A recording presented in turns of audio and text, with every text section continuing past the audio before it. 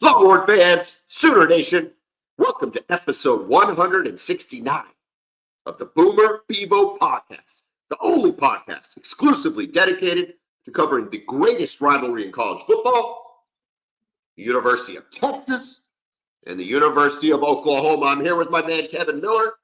I am John Whitson. Kevin, you and I have been under the weather.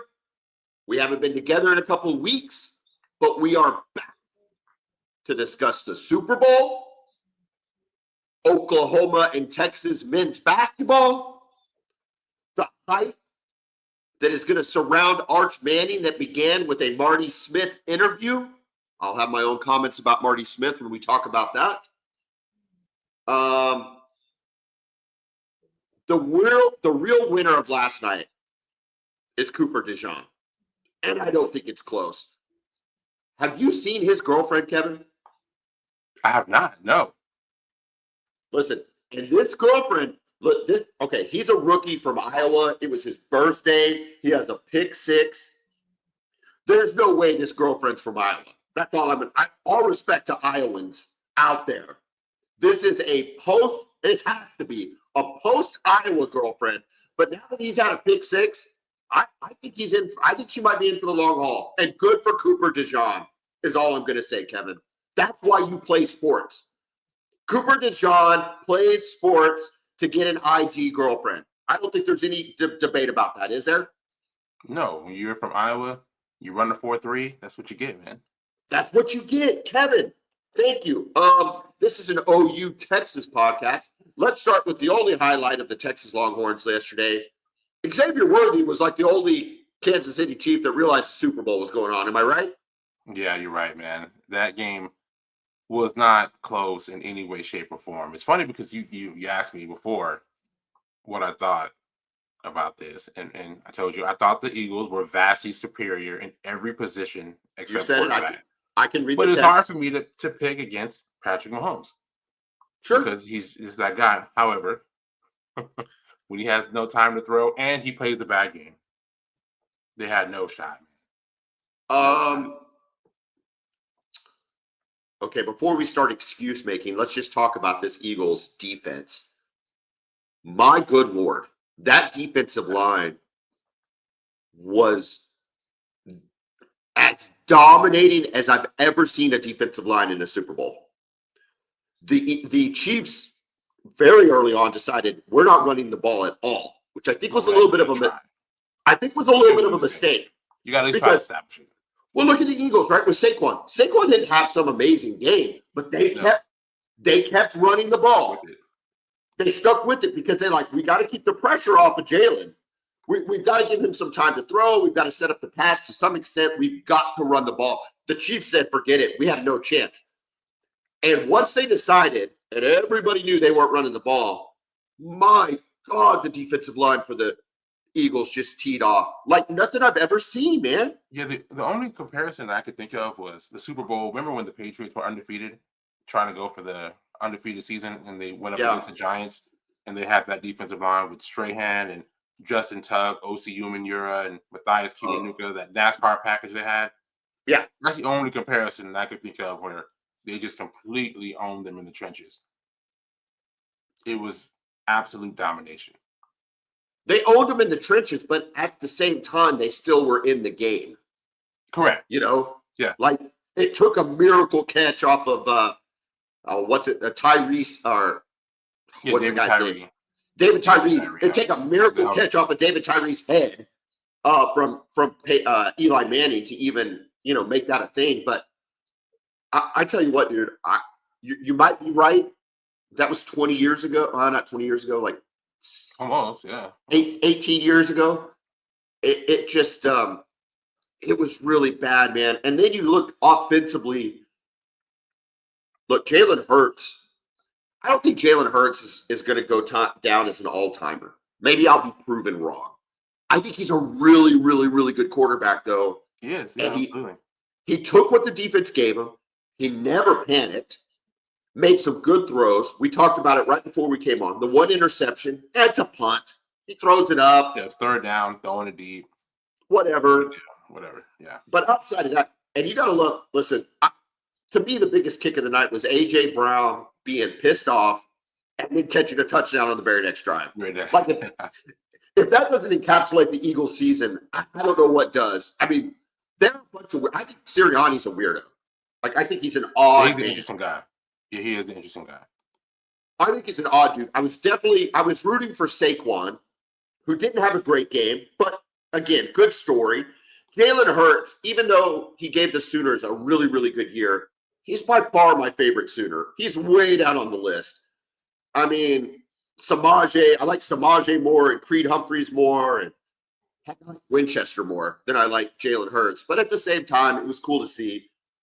But Yeah, man, anytime you get your first quarterback, that went to your school to win a Super Bowl, I mean, you got to respect it, right? no, you have to. And he played a good game. Okay, Mahomes. There's a couple things I want to talk about with the Chiefs. I'm not exactly sure where to start. Let's start with the actual game itself. He gets hit. He hits the turf. Did you see this where he hits the turf in the first half? His head hits the turf. No, I didn't. I didn't really. There's a clip circulating in the first quarter where he was just getting abused the entire game, so it's no surprise. But he's rolling out to his right, throws it, hits the turf. I don't know if he was hurt or if he just had zero support. But I mean, that was the worst game he's played as a pro. Is that possible? That I can remember, yeah. Especially a game that mattered. I mean, this guy's lights out in the postseason. When everything's on the line, he's typically at his best, and he just was not today.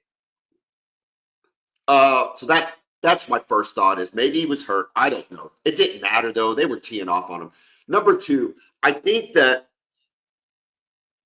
NFL really needs to consider this refereeing situation. Okay. And the reason I say that is the Chiefs had so many one possession games that they won, like a record, right? Of one possession games that they won. Yeah. And the argument can be made, and I think it's okay and legitimate to make it. It demonstrates how good Mahomes is that him and Kelsey can win one possession games and be as good as they are. Yeah, it says a lot about a team that you can win those tight games. It says a lot about a team. And look, dude, they've been in the last 5 Super Bowls. They've won 3 out of the last 5 Super Bowls. So this is not an indictment on how bad they are. But my question is, Kevin, if some of those calls go differently and they're not hosting the AFC Championship game, do the Bills and or Ravens have a better chance of competing with this Philadelphia Eagles team? Because I'll tell you what, the Chiefs were outclassed last night. Yeah, 100%. Yeah. I mean, the Chiefs, they go 15-1, and if you watch them play, they just never looked like they were that good of a team. They never looked at no point this season. No. The Ravens were better. I thought the Ravens were a better football team, and I thought Buffalo had a better football team too. We joked about Iowa earlier, but it looked like an Iowa team that just was barely winning in the Big Ten, playing nobody. And you're right. I mean, I think Buffalo is a better team, and I think even though Buffalo beat the Ravens, I think you think the Ravens were a better team. Right? I absolutely think so. Yeah. So I don't know. I guess my question is, I don't want to be that guy, but I'm just going to go ahead and ask it since it's our podcast. We can talk about whatever we want. Do you think that the officiating played a role in getting the Chiefs to the Super Bowl? Yeah. I mean, I don't think it was the only reason, but I think it played a slight role in it. Some of those calls were very timely. Some of the roughing the passer calls. We're talking about some of these come on third downs, big time third downs. You get a sack, you get a stop, and then you see a flag on a marginal roughing the passer call. Those are game-changing moments. Yeah, I think so too. Again, I am not denigrating the Chiefs necessarily. No. I mean, it's respect, right? You got to respect it. 3 out of 5 Super Bowls. Season. They've been to 5. Yeah, this is historic stuff. Historic stuff here. But they were not the best. They weren't the best team in the AFC, and the Eagles lit them up. They got lit up, man. Their offensive line, they couldn't protect. And, this season, the offensive line hasn't been great. They've had to shuffle some guys around, right? Their left tackle is naturally a guard. And then no matter who you have on the interior, if you having to block Jalen Carter, that's tough, man. And you got Josh Sweat. You just got a lot of depth out there, too. Yeah. You just got waves and waves. You got guys you never heard of Milton Williams with 2 sacks. Moro Ojimo from Texas stuffing Pacheco 3 yards in the backfield. It just Wow. you Let's have that talk. kind of depth on the defensive line, man. That's a I mean, recipe for winning. look, Philadelphia did not overwhelm them running the ball, but they still had 135 yards rushing. Yeah. And that was to He stuck 49. in 25 carries for Saquon Barkley. He only had 57 yards, but that 25 carries really stands out. You just don't see that type of. But it keeps them off of Jalen. That's the thing, right? Yeah. It was a strategic move to stay with the run. They had to stay with the run because I'll tell you what, Christian Jones and they're not. I mean, that's not a bad defensive line by any means. Those Chiefs. No, Chris Jones they got a great defensive line, and they did a great job. Yeah, they can absolutely get after it, but they kept it 6 sacks for Philly, 1 strip sack. But time of possession, I mean, that's the game, right? 36 minutes to 23 minutes in the Super Bowl. That's a crazy stat, Kevin.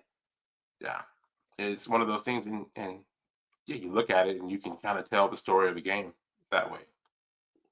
It's just impossible to win, even with Mahomes, man. If you're just on the field that little, especially if the big plays aren't there consistently. And it's interesting. The defensive line was so dominant for Philadelphia. I saw a couple of replays on like the Sky Cam that they have, and they were doing some scheming. They were scheming guys open. I saw a couple plays where Worthy's running wide open, and the pressure is just there too quickly. That strip sack, it was a deep post to Worthy. He was about to launch it and got hit. That had to hurt, right? Oh yeah, when you're extended like that. I mean, think about it. It kind of a little bit reminded me. And remember, not also did he get hit in the arm. He got smacked in the face. And they didn't get the call. And they did not get the call. I was very surprised. I mean, 2 hands straight to the face of Patrick Mahomes. Usually that's but I don't know if it was just kind of caught up in the wash to where the referees didn't see it or what. But it almost reminded me of the Texas play against Georgia in the SEC championship game. Last play of the first half. Remember Carson Beck is trying to launch a Hail Mary and gets hit and ended his season that way. So props to Mahomes for getting up and continuing to compete and battle when you get beat up like that. It's got to be difficult. You're kind of seeing ghosts, right? When that pressure starts coming, you never can really get settled into a game. So as far as Texas players, I mean, you had Xavier Worthy. That's what you had. And he looked really good. Like really, really, really good. Yeah, it was nice to see him use deep. They didn't really throw deep to him much this year. They kind of used him on the swing pass, the little quick stuff to, get him in space where he can use his speed. But I think in the second half, they're like, hey, man, let's just run deep. And, it was working. So it was nice to see him play well in the Super Bowl. Some of it came in garbage time, right? But, just nice to see what he's capable of. I'm looking forward to seeing what his future has. So also, real quick, before you just, Xavier Worthy was the first Texas player to ever score a touchdown in the Super Bowl.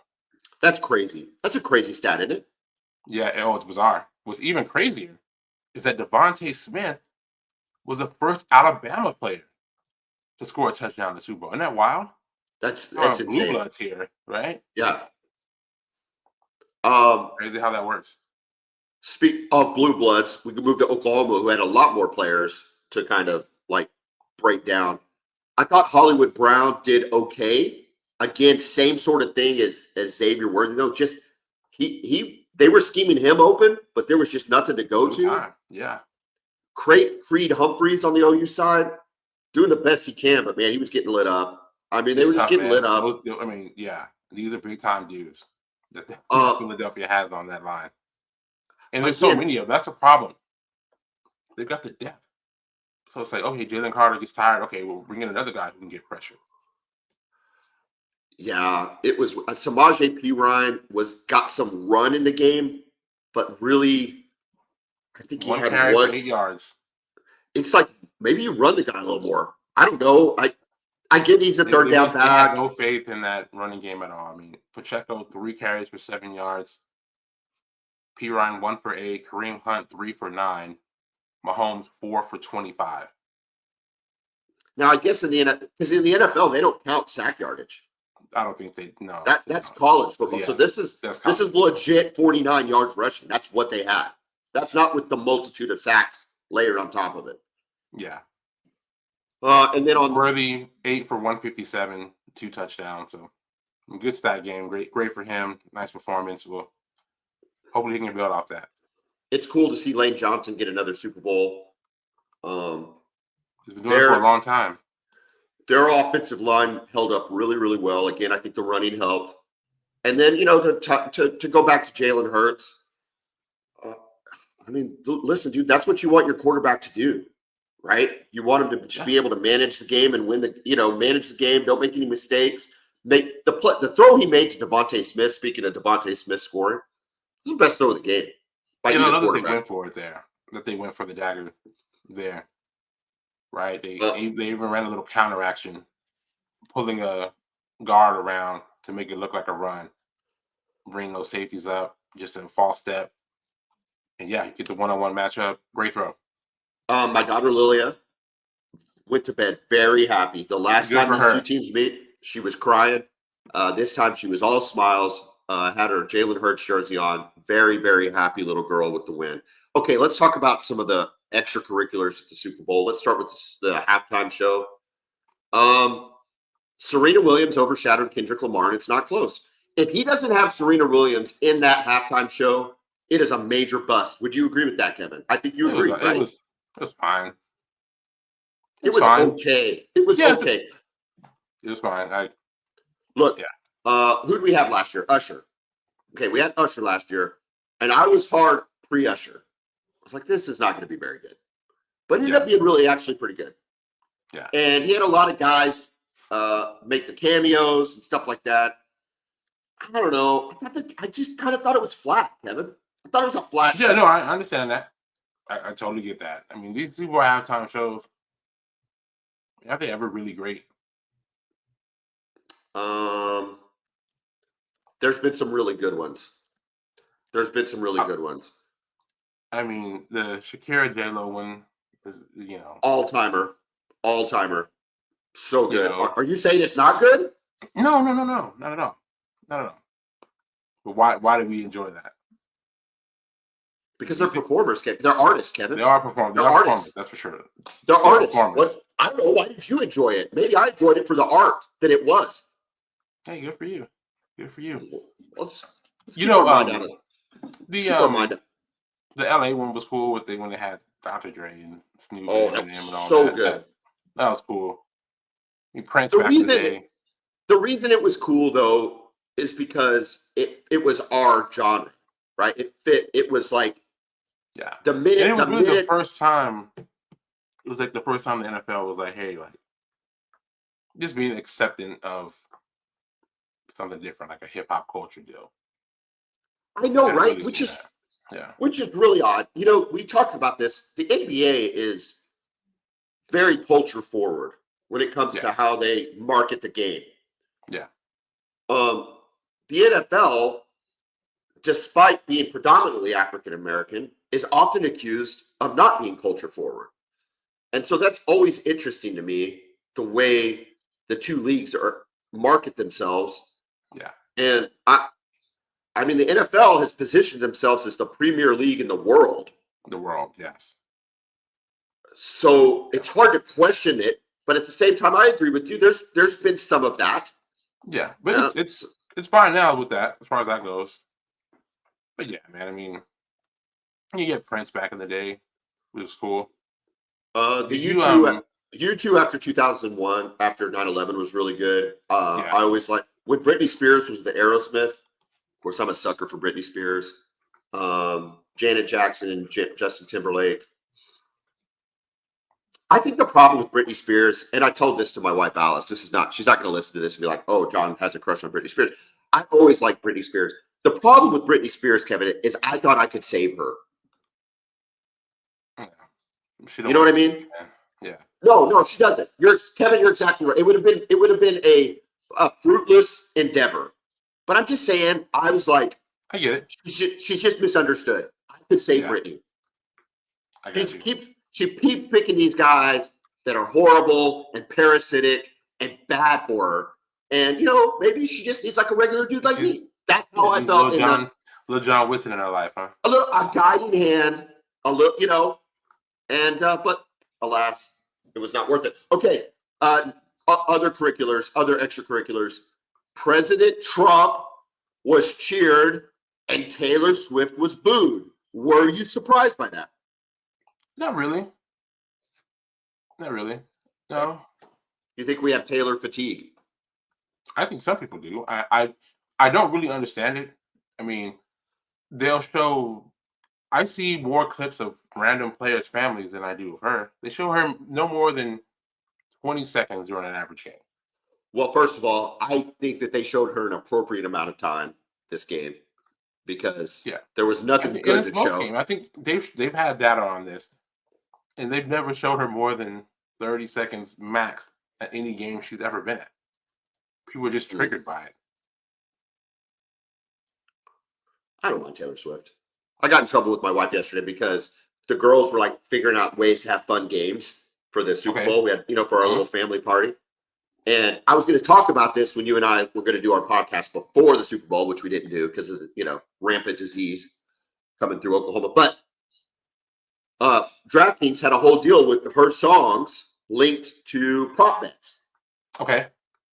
And so I thought that would be fun for my daughters. I'm like, hey, do the prop bets based on the Taylor Swift songs. Everybody picks a Taylor Swift song, and whoever wins the prop bet or whatever. My wife was triggered.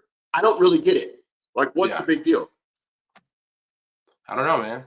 I don't know. Taylor Swift, she's cool. Got no problem with Taylor Swift. Trump showed up. You know what Trump did before the Super Bowl? What's that? He played golf with Tiger and Charlie Woods. Oh, nice. Good for them. Trump is living his best life right now. I don't know that there's a better sporting day that could be had than playing golf with Tiger Woods and then going to the Super Bowl. Yeah, that sounds like that's an elite day for sure. Well, it is. Okay, real quick, and then we'll leave it at this. Commercials. Any commercials that you liked or didn't like? No. I'm thoroughly unimpressed by Super Bowl commercials now, and I have been for the last several years. I used to love them, man. I mean, I would be tuned in as much for the commercials as I was for the game, and now, I mean, they rarely stand out to me at all. There was no Coke commercial, which was disappointing to me. I like a good Coke commercial. I thought they were pretty good. Me personally, I thought they were funny. Okay. Like it didn't bother me. As far as ones that I really liked that like resonated with me was and this is going to be controversial because I really liked it. And then I get online. Of course, you get online and all of a sudden it's like you realize that your opinion's wrong. You ever do that? Like you have an impression of something. Oh yeah, and it's like everybody. And then you get online and everybody else hates it, and you're like, I thought this was pretty. Yeah, I really liked the women's Nike commercial. Oh yeah, me too. Yeah, I thought it was great.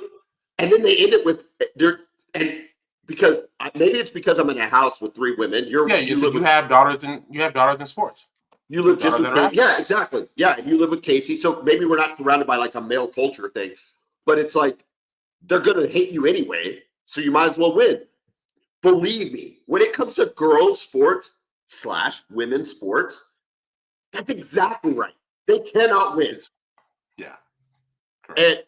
And then I get online and find out that everybody on Twitter is like, "Oh, that's woke," and I'm like, "Well, I don't think that's Twitter. I don't think that's woke. There's plenty of things. There's plenty of things I think are woke. That's not a woke thought. If you're curious why I'm never on Twitter, you're rarely on Twitter. It's a cesspool, man. I think you're on Twitter. You know, the reason you're not on Twitter is because every time I see something about Kevin Durant and the Suns come through, I tag you on it. That's why you're not on Twitter. Yeah. Okay. Yeah. Every single time something I tag you. Yeah. Shout out to KD driving another NBA program into the dirt. Oh, holding up your Longhorn fans like he did something when he was in Texas. Stop. I don't even think he didn't even make the second round. He got bounced in the second round, Kevin. He got bounced in the second. They got bounced in the second round. So stop it. You don't rep Trae Young? You don't rep Trae Young? I rep Trae Young like he was like some god to Oklahoma basketball. No, I do not rep Trae Young. You still rep him like that. He's your guy. Kevin, when he was at OU, every OU fan thought he was overrated because we couldn't stop it. No, it's not the same comparison. You thought he was overrated? We lost to Rhode Island in the first round of the tournament in the very first game in 2019. Yes, he was overrated in college, Kevin. Okay. I don't think that's a bad take. You think that's a bad take? I don't know. It's hard. We'll get to this as we're going to talk basketball. You know what? Let's transition to basketball. Okay. Speaking of things. You know what? Actually, no. Let's not talk. I'm not going to talk about men's basketball yet. OU women's softball is elite again, Kevin. They're elite again. Now, it did take them 11 innings to beat Long Beach State, but they held them scoreless. They are super, super good. They need to find some offense, but they're super good again. They got the girl out of Louisiana who's just dropping dimes on the pitcher's mound and a couple other transfers. Patty Gasso not going anywhere. Shout out to Texas women's basketball. I do not like, what's the guy's name? Vic Schaefer. I hate Vic Schaefer. You know this, Kevin. For many reasons, I do not like Vic Schaefer. Credit when credit's due. They beat South Carolina, ending a, did you say this right? 57-game SEC winning streak? That's correct. That's legit. Look, I don't know who I like less, Vic Schaefer or Don Staley. I think it's Vic Schaefer. I do not like that guy. I think he is. Well, even if it's even, the fact that he's a Texas coach is going to make you hate him more. That's going to push it over the edge. That being said, that's a good win, dude. Yeah. I like Don Staley. She grinded her way to get to where she is as a coach. Stop it. She walked into it. Well, she walked into a situation to, what do you mean? She didn't make the tournament her first 2 years. Didn't get to the Final Four until her 7th year. But yeah, great win for Texas. She's a good coach, but that's a good win for Texas, though. That's it's a massive win. Yeah. Okay, there's positivity, Kevin. Positivity on the Boomer Bevo podcast. OU softball going nowhere. They are probably in Oklahoma City again. That's just my guess. I don't know if they're going to win it. They're probably in Oklahoma City again. Texas basketball with a ginormous program-defining, season-defining win over South Carolina. Is that fair? Absolutely. Now we have to talk men's basketball. Real quick. We're coming for y'all on softball, though. Dude, listen. If there's one coach I hate more than Vic Schaefer, it's Mike White and his stupid New Zealand accent, Kevin. Stop coming for us. Dude, all he's going to do is complain about having to play in Oklahoma City. That's all he's going to do is having to complain about Oklahoma City. Still coming, though. Just saying, we're coming. Stop it. He's a joke. All that to be said, now we have to talk men's basketball, don't we? Unfortunately, we do. Let's just start with Oklahoma. I don't know which program's worse, but we're going to start with Oklahoma. Since our last recording, they got destroyed by Auburn. I think we expected that. We hope to keep it close. They kind of kept it close in the first half. Yeah. Whatever. Tennessee, though. Tennessee shot lights out in Norman on Saturday. OU tried to hang around. They couldn't. Get to beat 70-52. Oklahoma falls to 16-7, 3-7 in the conference. As of the February 7th bracketology, which does not include the Tennessee loss, Oklahoma was a last 4 bye team. Okay. Now, I think with the Tennessee loss, it's not a bad loss in a bubble, but I think it's a bad loss in a continuing buildup of losses, right? So that's a struggle. The two things I want to talk about, though, OU fan just continues to harp on OU basketball attendance. That this is one of the reasons we suck. There's multiple reasons we suck. Lack of big guys, lack of NIL. But one of the reasons that we suck is we have a terrible environment for basketball. What do you think about that? I don't go to a lot of basketball games, so maybe it's my fault.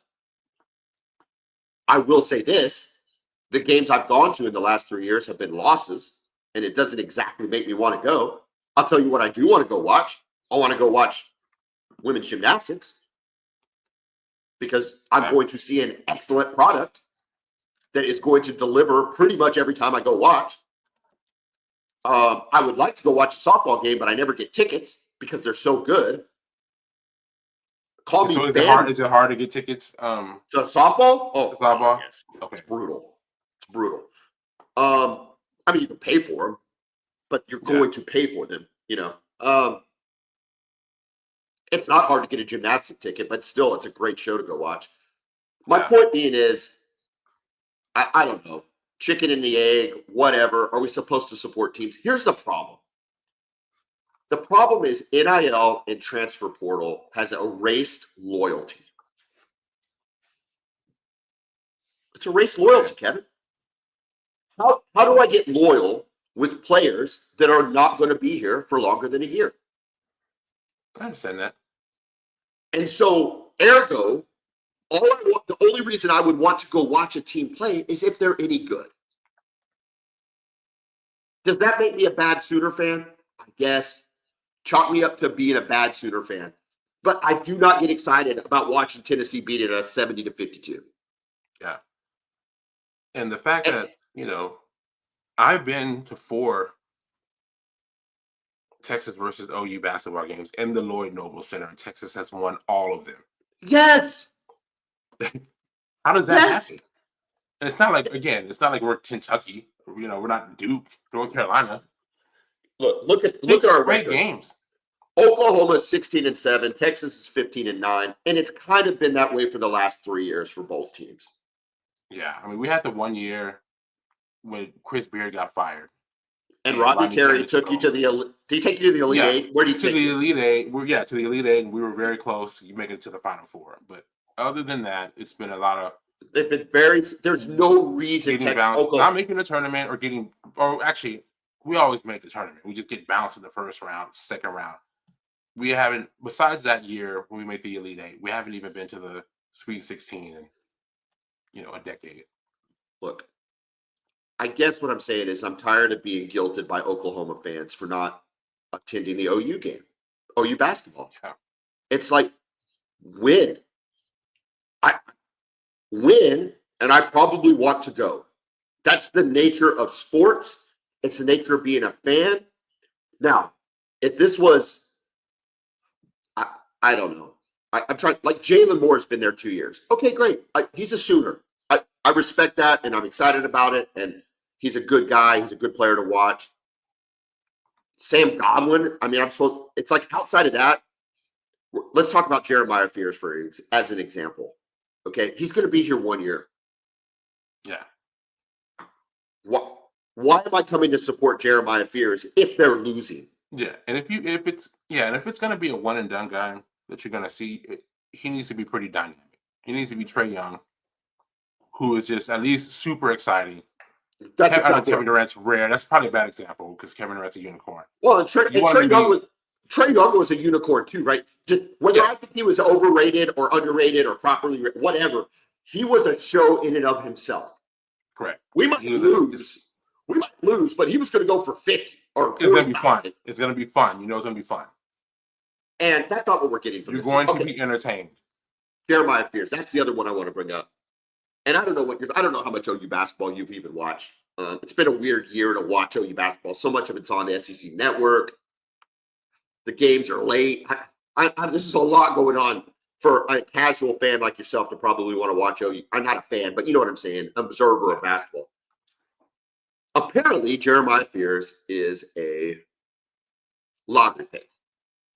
And everybody is going to talk about how good Jeremiah Fears is, and he's gone and all of this. Kevin, in the last 4 games, he's gone 8, 10, 21, and 0. Yeah, that's 0. What happened there? I don't know. Which game was that? Was that the A&M game? Tennessee game? Or was that? No. The last 5. That would have been the A&M game. I think that's the A&M game. As far as him being a lottery pick, goes from his ability to get to the basket, and he is a good finisher around the rim for being a smaller guard. Right? He can beat guys off the dribble. How does that translate into lottery pick, Kevin? It's pretty rare for guys that size to beat guys off the dribble and finish in traffic near the rim. Okay, he did it 4 times on Saturday against Tennessee. I don't even know if that's true. And an NBA scout. that's what they see. His ability to get to the basket and say, we'll coach him up, and he can do this against NBA guys. Potential. All right. I'm going to pull his stat line up against Tennessee. They're the 4th ranked team in the country. He went for 28 minutes. He was 37% from the field goals. So what is that? And then 100% from the free throw line, meaning what he made two shots. I don't know what. Yeah. Look, well, also, listen, too, listen, when you're down like that, I'm sure pure basketball guys are going to be like, "Whoa," and they're going to describe what you're describing. I get that, and they're going to talk about other factors. I'm just saying, nothing about this kid to me screams lottery pick. Yeah, it's a potential thing. I mean, it's not an exact science. He has some athleticism and skills that most guys don't have. Look at Trey Johnson for Texas. Okay, look at Trey Johnson for Texas. Trey Johnson for Texas is also a true freshman, and he's going to be one and done, right? Yes. Okay, and y'all are a crappy team too. You'd agree with that? We're not like. Yeah, we're not very good. Not horrible, but not good. Yeah. The rosters aren't making him incredibly better, right? The level of talent, you can literally change jerseys, and we'd have probably the same records that we do now. Yeah. He's gone 15, 25, 18, 22, and 30 in his last 5. Yeah. Now, I don't even think those are Cooper Flag numbers. Like, to me, that doesn't even necessarily scream lottery pick. But at the same time, those numbers stand out, right? In the SEC. For sure. I'm having a hard time reconciling. Number one, I don't want to go watch Oklahoma because they're getting beat. Number 2, I don't like being guilt shamed that I'm not watching them. Number 3, they're one player who's supposed to go in the league, who's supposed to go in the lottery, to me, in my mind, isn't even very good at the college level. Maybe he ends up being Shea at the pro level, I guess. But I don't know, dude. I'm disenchanted with basketball. And that's the worst place to be, is where there's just no buzz. It just feels flat. And the thing is, you're not horrible enough to where you say, we for sure have to get a new head coach, but you're not good either. That's the worst place to be, is kind of in that where you're just decent. That's the worst place to be as a program, because there's no buzz, but there's no outrage either. Look, some people blame Oklahoma's attendance on the Thunder. Okay. Right? There's a finite number of basketball fans and a finite pool of money to spend on basketball games. So if the Thunder are giving you a better product, which they are clearly, yeah, giving you a better, I mean, I don't think this explains 3 years ago when they were tanking, but whatever. Let's talk about the now. Clearly a better product, that those dollars and butts in the seats are going to migrate to downtown Oklahoma City versus Norman. And if you look across the SEC landscape, there's no other team in the SEC that has to compete with an NBA team within 30 miles of their home arena. That is interesting. I've never really thought about that. Okay? So maybe that's a reason. I think the bigger reason, Kevin, is we suck. Yeah. I just do. The student attendance doesn't appear to be great either. Oh, man. Well, I don't know what to tell. You know what I'm saying? Like, yeah. And I mean, and a lot of people are saying it's the arena. I mean, I don't see a problem with the arena. I mean, it's not. Dude, you and I went to the Moody Center, like in Austin, Kevin, but I mean, it's fine. You and I went to the Texas game last year. Speaking of the OU Texas game, we went to the Texas game last year. OU was coming in with a little bit of momentum because it's the same thing as last year, right? They had a very good non-conference, and they're coming into the Big 12 with momentum last year. Like, it wasn't new. And Porter Mosier made a huge push to get everybody to the Texas game. Get everybody to the Texas game. Everybody to the Texas game. Students, fans, You and I went. Remember, we went as a Brown O'Haver team. You know what I'm saying? It was you, Austin, Jeffrey. Dude, OU laid an egg. Yeah. They laid an egg. And that's the resultant taste in my mouth of attending Oklahoma basketball games, is going up against my rival and not showing up. Yeah. They've won 6 straight in the LNC. Texas 6 straight. And now the establishment is going to guilt shame me for not attending basketball games. Stop. Win some games. At least show up. You didn't even show up against it. Just going by your tone. I mean, like I said, you guys are in that horrible spot of being just incredibly mediocre. Texas is the same way, but at least they've had some more recent success in the tournament. But it's right. I mean, there's no buzz, man. Let's use this as a transition to Texas basketball. Look, if Porter doesn't make the tournament, he's fired. I think everybody knows that. He better be. If he's not, God, I don't even know what we're doing. Is Rodney Terry on a hot seat? I think he is. Yeah. Do they have to make the tournament for him to not get fired? I think so. And I'm curious, who... real quick. On February 2nd or February 7th bracketology, like I spoke about with OU, y'all were a 10 seed in. Yeah. We'll see, man. I mean, I hope they can get in, just to get in. Here, the SEC standings here. Just put them up on the. I don't want to see that the screen here. I mean, look at Auburn, Alabama, Florida, A&M, Tennessee, Ole Miss, Missouri, Mississippi State, Vanderbilt, Kentucky, Georgia, Texas, OU, Arkansas, LSU, and South Carolina. Yeah. Just like conferences, just reminding me of how the Big 12 was in basketball. Just kind of all those good teams at the top just beating up on each other. Look, I don't know what one should expect from an Oklahoma basketball program. I know what I grew up with, which is looking to compete for a conference championship every 3 years and looking to make a run in the tournament every 8 to 10 years. That's what I expected as an Oklahoma fan growing up, and it came to fruition. You had Final Four and Elite Eight runs every 8 years. And you could and the Lloyd Noble was rolling and rocking, and it was a raucous environment. I don't know. Whatever. All right, back to Texas. You lost to Arkansas, which is a bad loss, dude. That's a bad loss. Very bad loss. And you lost at Vandy, 86-78. You have number 3, Alabama. Congratulations. Tuesday, tomorrow, as tapings of this goes. You do have Trey Johnson, which is a bright spot, but you also have Rodney Terry continuing to coach you. I don't know. Can Texas, with your upcoming schedule, can you make a run? There's a chance. I mean, they've got Alabama, but then they've got to go. They've got Kentucky after that. Yeah. They go to South Carolina. They're not good. They go to Arkansas. They host Georgia. Then they go to Mississippi State, and then the finals against OU in Austin. Yeah, but we'll see, man. They've got a. You've got a very favorable schedule, though. South Carolina, Arkansas, Georgia, even Mississippi State and Oklahoma. You could run the table. That'll be tough, man. Beating Alabama will be tough. No. I'm talking about after Bama. Oh, after those 2 games. Correct. Yeah. After Bama and might Kentucky. Be in a position where they have to. But you could. What's Mississippi State? Yeah, it's very possible. They're ranked number 22.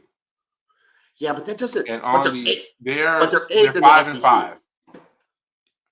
5-5 in conference. Yeah. See, it's a tough league, man. Because you compare that to Oklahoma's closing stretch. And Oklahoma does get LSU, but then they got to go Florida, Mississippi State, Kentucky, Ole Miss, Missouri, and you guys. I would take your closing stretch over ours. If I've got to win if we've got to win to get in the tournament, I would rather have your schedule. Yeah. I'm so curious to see, man, because the ADs behind the scene are always having a list of guys that they're looking at as potential replacements. I'm just curious who that could be for OU and for Texas if the season falls apart. It's just funny because with the portal, the hiring landscape changes because you're not looking for a guy to build a program. You're looking for a guy to manage a roster for 1 year. Yeah. And each successive year. That's it. Yeah. And the portal is way more impactful in basketball than it is even in 100%. football. I mean, rosters are just completely getting turned on their head every year in basketball. I still think it should be look, I've said this before. I'm going to say it again. Dude, listen, you get one transfer. Get one transfer. Yeah. Make it one transfer. I'm curious to see if there's something they can. One free transfer. After that, if you want to transfer, you got to sit out. Everybody gets a free transfer. I think it's totally reasonable. And then on an NIL contract, it's a 2-year deal. Like, it's got to be a 2-year contract. Yeah. I'm curious if it's something that they can enforce at this point. I wouldn't be against it. I'm just curious if they can. Yeah, because listen, we've talked about, you and I have been doing this for 3+ years now, at least 3 seasons. You're Mr. Pro player. You think and I don't know that I disagree with you on all of it, but even as a pro player as you are, it's silly now, right? I mean, we've got it's yeah. And then players are entering the portal and never coming out. There's just not a market for them. That's what's hard too. Because sometimes players need to be protected from themselves, and you see this in football a lot. You hear about a guy enters a portal and then they're just out there floating in space. Yeah. So, but it's hard. It's got to be done now. But from a fan perspective, it's hard to feel bad. Yeah. You almost want more of those instances to increase the likelihood that people might not put themselves in the portal. Yeah, a lot of times you're just better off. You're better off staying where you are. In a lot of cases, we've seen some guys make incredible portal moves. Right, like someone like Cam Ward, you go from Washington State to Miami. Well, and we hope to top 5 pick. We hope to see it with Mateer. Correct. You guys hope to see that with him. So yeah. Look, I'm not saying you can't. You can't. I don't think you can be Dabo. And if you can, Dabo's a unicorn of not utilizing the portal. Yeah, he got some transfers this year. Yeah, he's got a couple guys. Yeah, someone finally talked him into it. Like, listen, man, you don't have to, completely flip your roster, but if you have, if you need a receiver and there's a talented receiver out there, go get the receiver. You got to get him. Yeah, I don't want to. I'm not gonna. And that's the thing I'm saying with Porter Moser. He doesn't get to use this as an excuse. It's not an excuse because everybody's dealing with it.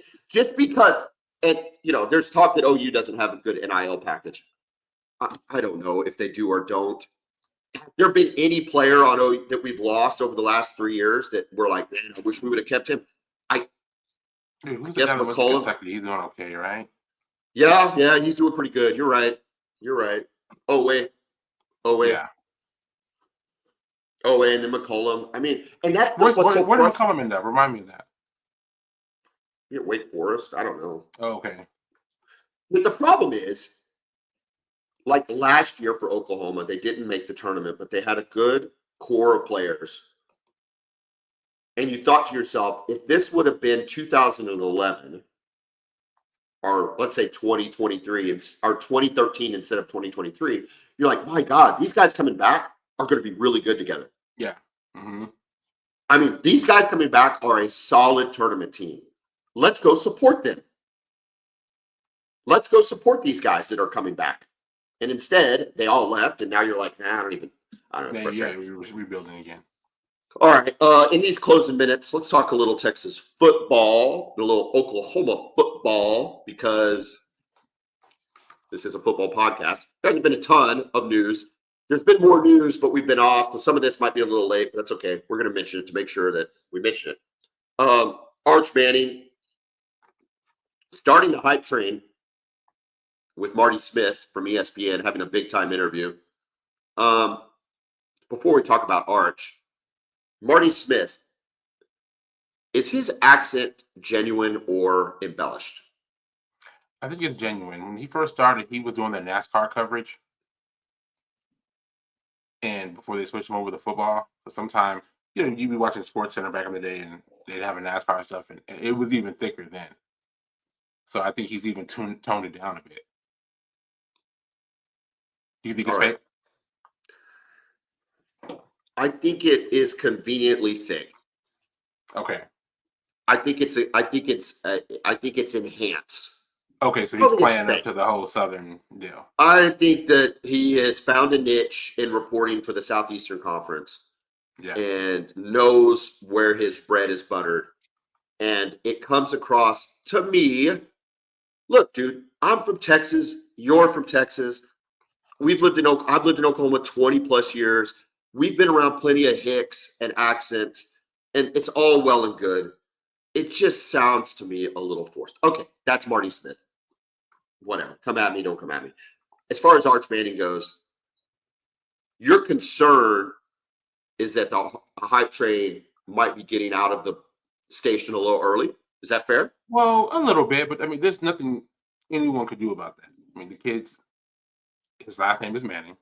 He's a very talented player. He's on a big platform at the University of Texas. Everybody wants to see him. Everybody wants to hear from him. Arch is pretty quiet. He's pretty humble. Actually, I think he's very humble. But the hype is unavoidable for him. So it's going to be, I mean, it's going to be to the level of, I think, of Tim Tebow, especially if he has a good season this year, which I expect him to do, with some growing pains, of course.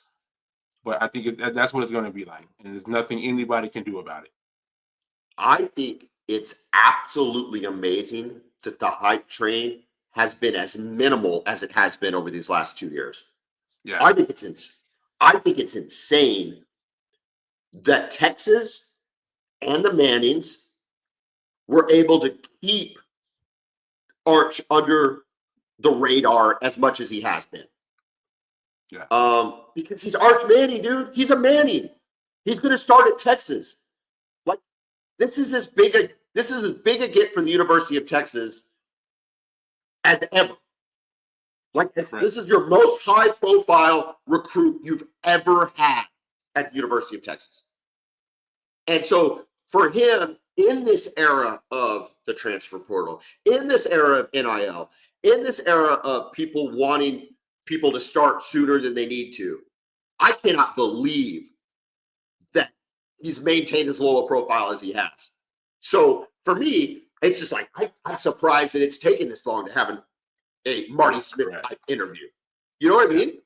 Yeah, and like you said, it's been very intentional by the Mannings and by Texas just to keep that from happening, especially for him being the backup quarterback. And I think he agreed to do this because he knows he's going to be the starter this year.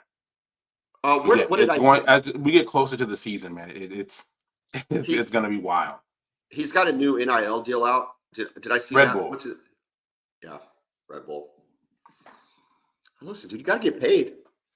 Yeah, you got to. And like I said, their deal was like no NIL deals until he was a starter. Seriously? Yeah. He had nothing going on? That's from what I hear. Look, you watch the Super Bowl, right? Yeah. The Mannings are a good, wholesome family, right? They're America's family. They're the first football family in the country. They're the first family. Archie, Heisman Trophy winner, Peyton, Eli, even Cooper gets love, even though he's whatever Cooper does, and now Arch. Is there a bigger testament to the power of capitalism than the Mannings? What do you mean? They capitalize on every single possible endorsement that comes across their way. I mean, FanDuel yesterday. Nationwide songs with it's insane, dude. And so I say that to say I'm generally shocked that this was his first NIL deal. Yeah. Seriously. I really am. I think they're really trying hard just not to have any unnecessary hype. He didn't want the spotlight before he deserved to have it. And plus, I think too, they didn't want. It's tough, right? Imagine if you're the starting quarterback, Quinn, and your backup is just the most hyped guy in all of college football. So, I think they've done a good job of keeping him in the shadows. But that's over now, man. And I'm telling you, as the closer we get to the season, it's going to be crazy. And once the Okay. season starts, it's going to be insane.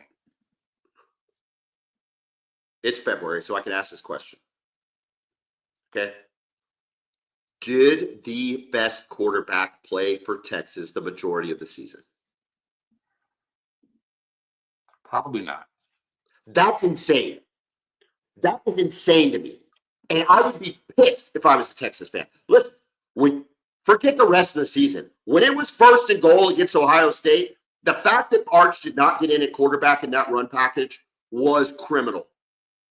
Like, I don't understand that. I get keeping a lower profile. I get keeping the managing the ego that is Quinn Ewers as the starting quarterback at Texas, and everything you had to do to that. You've got to play the best player, and at minimum, you got to play the player that gives you the best chance to win that game at that particular instant. And you have to play the best player for the situation.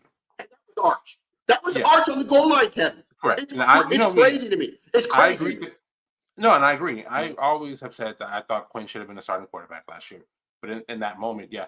Here's the thing. Even if you don't want to run him up the middle, it's the threat's got to be there. The threat's got to be there. The threat. Correct. Yes. And you can even throw off of it. You can fake like you're running, and he can just step back and just throw to a wide open tight end for a touchdown. There's just so many ways that you could have been creative there and use him, just even if it's as a decoy. Look, Oklahoma fan wants the hype train to get out of control. Okay? We've seen Texas players have hype. We've experienced it in our lifetimes over and over and over again.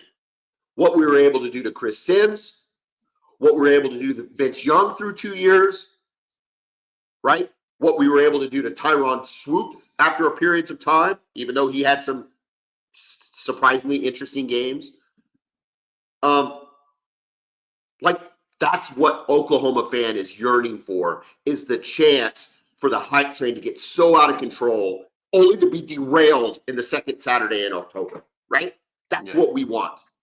So I hope it goes crazy. I hope it goes crazy. I do think, I just feel like our staff, everything is different then. Sark is just not Mac Brown when it comes to that. I don't disagree with that.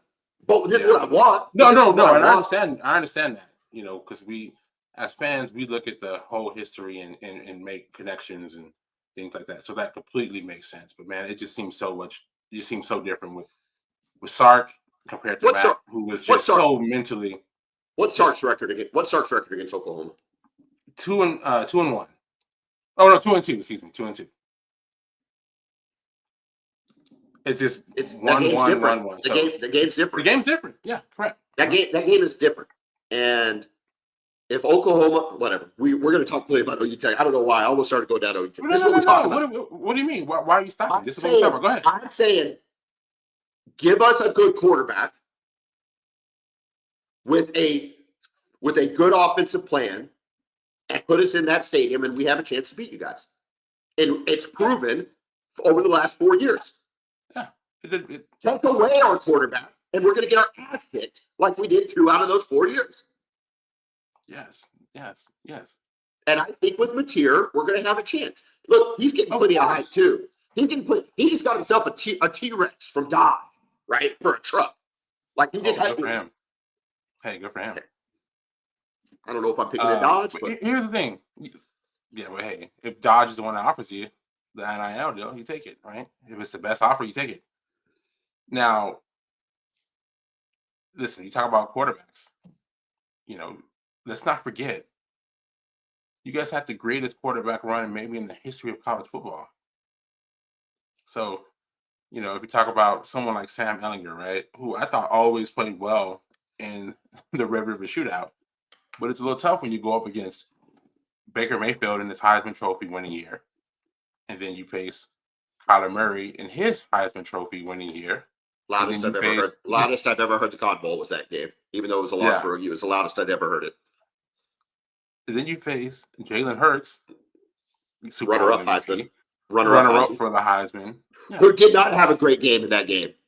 No, he did not. He had some. He was way more poised in the Super Bowl than he was in the Red River Shootout. It's different, man. Yeah, that Super Bowl. No, trust me, that environment in both those Super Bowls he played in was nothing compared to that Cotton Bowl that day. No. But, he had CeeDee Lamb to throw the ball to. That's correct. And then, who won the Biletnikoff? Who won the Biletnikoff in CD's year? His last year? I don't know. Was that would have been 2019? Yeah. Who won the Biletnikoff in 2019? Because man, CeeDee Lamb was a good wide receiver. I mean, he was the best. He was really good. Who was Jamar it? Chase. It's Jamar Chase. What are we talking about? Of course. That's fair. Dude, That's fair. Yeah. That's fair. Oh. That's fair. Devontae Smith the next year. All right. So, speaking of Oklahoma football, Kevin, Brent Venables has hired Nate Dreiling to coach inside linebackers, and Wes Goodwin, formerly of defensive coordinator at Clemson, to coach outside linebackers. Brent Venables has stated and declared that he is going to assume defensive play calling.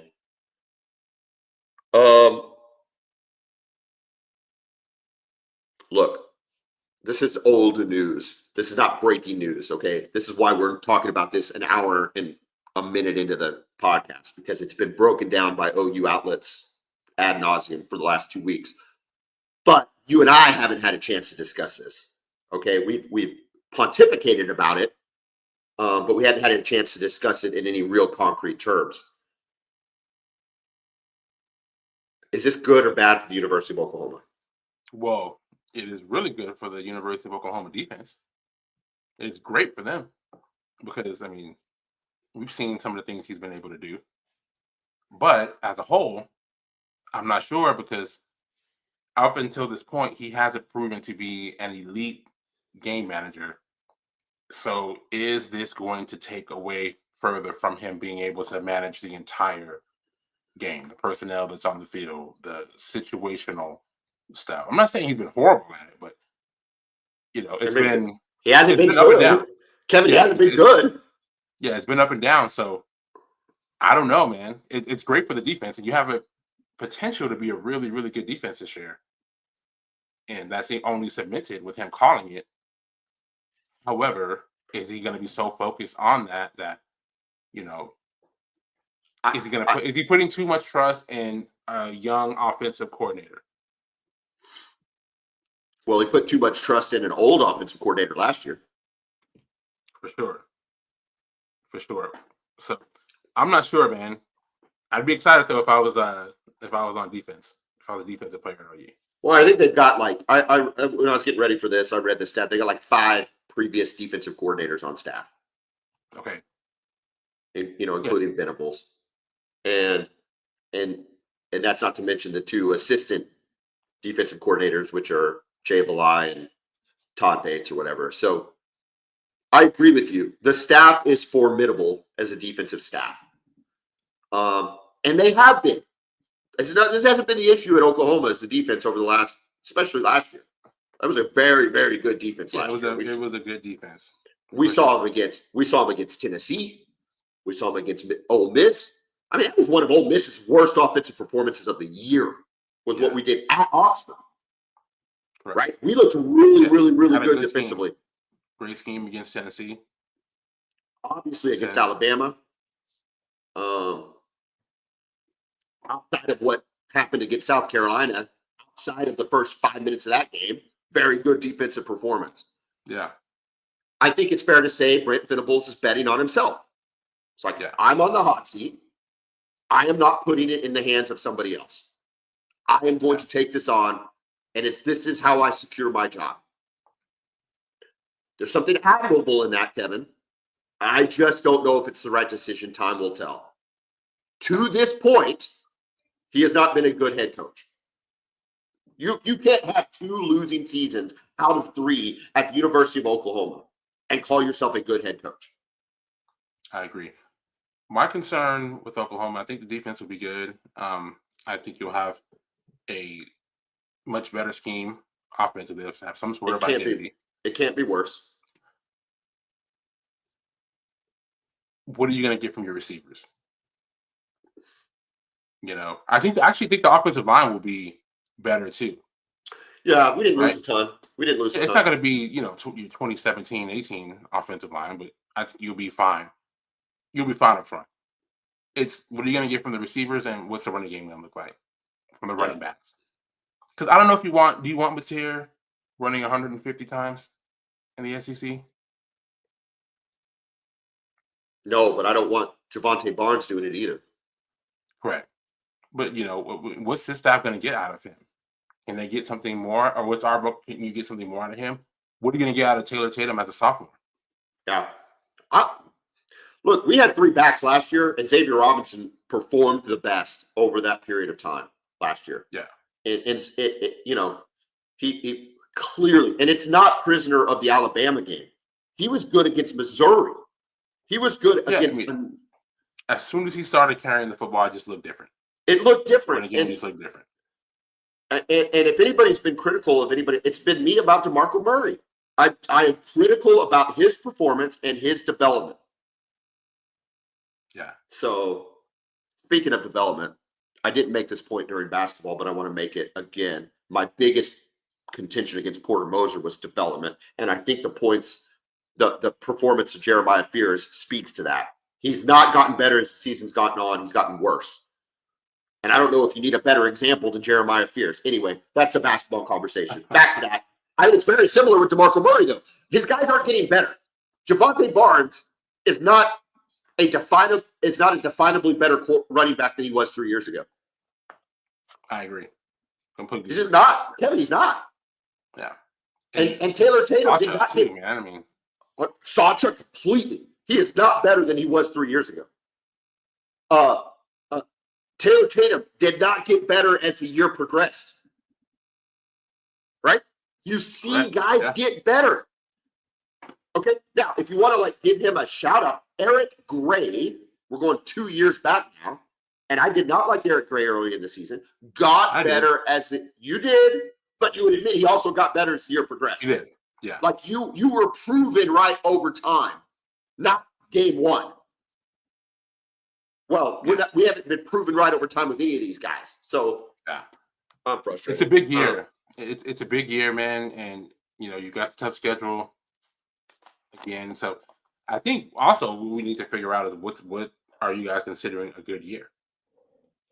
93. Given everything. 93. I think so. I'm serious. I think if Oklahoma goes 8-4, I want a new coach. You cannot settle for that. There's too much money. There's too much exposure. We're in the SEC. If you sit around and start settling for a head coach that has 2 losing seasons and at best can go 8-4, I don't want any of that. And if we lose to Texas, I swear to God, I don't need it. You don't want to get left behind. We're getting left behind right now. And also my concern for OU is the recruiting. I don't like you guys having the 17th ranked class in the country. No. You can't be 10th in the SEC in recruiting. You just can't. I know even if you develop well, you can't. Hopefully that's just for you guys. This is a blip. But you can't have that. It has to be better than that. Not when everybody you play against is in the top 10, top 5. Texas was number 1. Big season, man. And I can't wait. It's February. It's your first game is August 30th against Illinois State. The Super Bowl just ended, and all I want is college football to start. Same. And then, speaking of football, college football, we may not have spring games. You been hearing about that? I know. I don't care. Were you a big spring game guy? No, not really. I never went to a Texas spring game. I actually went to one of y'all's one time. It was you went to that really cold. You went to that really cold, miserable one, right? Yeah.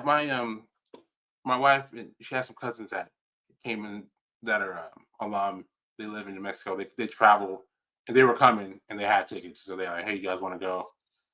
All right.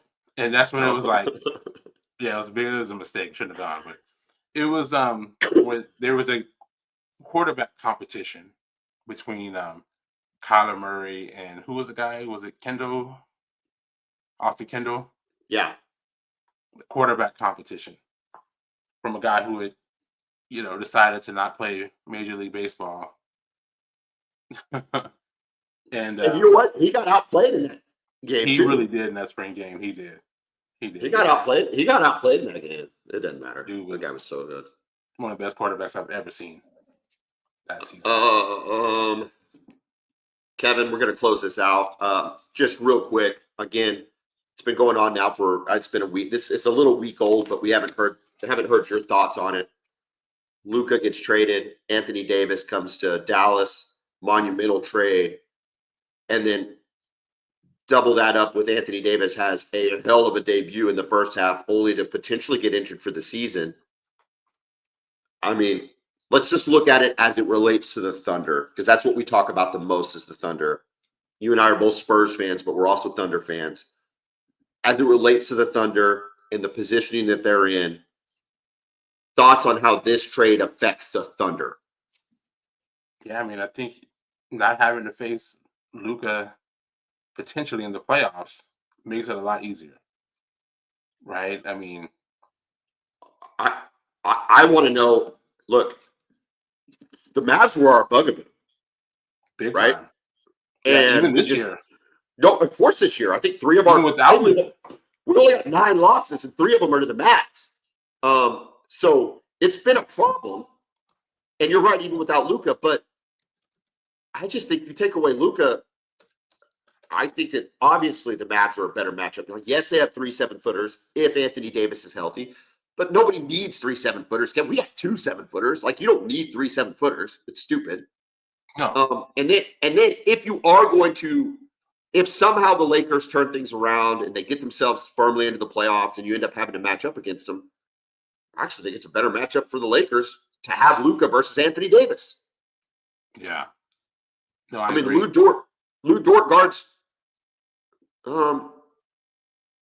LeBron, Caruso guards Luka, and they don't have anybody defensively that can match up with Shea or that's a problem J Dub or any. They got no. Where's the defense going to come from? Yeah, they have no defense and they have no rim protection. They tried this trade for Mark Williams from Charlotte, which I thought was a good move for them, but the trade got rescinded because apparently Mark Williams failed his physical. So that's it. Trade deadline's over. So there's no inside presence. So I think Shea can just get to the hole. I mean, he can get to the hole against anybody. Yeah. But there's nobody there to even force him to alter his shot. It's going to be tough for them defensively. Are the Nuggets going to be the Thunder's biggest hurdle getting to the finals? It looks like it so far. Yeah, it looks like it. I mean, Jokic is. I mean, he's having an unreal season. I mean, he's having a historic season so far. But I don't know, man. Like, I don't know if they have the team top to bottom though to hang with the Thunder's depth that they have. The depth that this OKC team has. You've had guys out. It doesn't even matter. Right? J-Dub has missed games. Hardenstein missed games. Chet's been out for 3 months. Whether you're Jokic or SGA, 1 and 2 in the league, 1 and 1A, 1A and 1B, whatever. You got one of the best players in the league with SGA. Yeah. And then you potentially have the best roster. Yes. Like you said, the depth in the roster is just, it's insane. Yeah. And it covers every base. The only thing I wish they could have picked up is maybe a shooter. Because I think you always need a shooter. Yeah, you can always use more. But the way that but there wasn't anybody I wanted to lately. Well, exactly. And there Isaiah Joe too. There wasn't really anybody I wanted to get rid of in order to get a shooter. Yeah. Because they kind of what you have. They did go cold against the Mavs last year. You'll agree with that. They did not shoot the ball well against the Mavs. Mm-hmm. For sure. And then those other guys, Luka's setting these guys up, right? His ability to drive and his basketball IQ and just overall court vision as a playmaker, just setting guys up. And these guys just play well against the Thunder. PJ Washington looks great when he plays against the Thunder for whatever reason. Of course, Kyrie's always a tough guy to guard. He can just finish anywhere on the court. Look, you're an Anthony Davis guy. I am not. Right. I am not an Anthony Davis guy. I mean, except for his injury stuff is his injury record is bad, but as a it's player, real though. But it's real, Kevin. It's real. The injury stuff is 100%. It's 100% real. Yeah. And look, I'm not arguing with they won a title in the bubble. That was a tough title to win, man. That was a tough title to win. Kevin, stop. In the bubble, bro. Come on. That was a tough title to win. I don't even want to hear it. It was a weak title. It should not count. I like Anthony Davis. I think he's a great player. You might be liking him in street clothes the rest of the year. He's out multiple weeks. So still, are you looking at the update? I can't imagine. Yeah, just says it's just from yesterday. Multiple weeks with a ductor injury. Yeah, just a tough break. I can't imagine being a Mavs fan. Just how livid I'd be. These kind of moves ends fandom for fans. I mean, this could literally make you say, "I'm done with this team." Well, you heard the theory on that, right? Yes, I've heard a few. Are you talking about the one about the moving the team or whatever? Yeah, to Vegas, moving it to Vegas. I always thought they'd just start an expansion team in Vegas. That's what I always thought. I don't think they want more than 32 teams. What do they have now? 30? I think they got 32, right? They don't have 32. How many NFL? How many NBA? There's 30. Yeah, maybe you want 32. Yeah, I mean, I always thought they would expand in Vegas and then bring back the. But in Seattle team. Yeah. Which would be great, by the way. Seattle had. Would that move? I love the Supersonics. Would that move us to the East? You think they move us in Memphis? That's to the a East? really good question. That's a really good question. I'm not sure how that would work. I mean, who else is on the brink there? I mean, Memphis. I mean, they're more Eastern. No, Memphis should have always been in the East. It's weird that Memphis is there. So that's there's a logical candidate to move to the Eastern Conference if they were to choose to do that. Because Minnesota used to be in the East. It used to be in the West. They're in the East now, right? No, Minnesota's still in the West.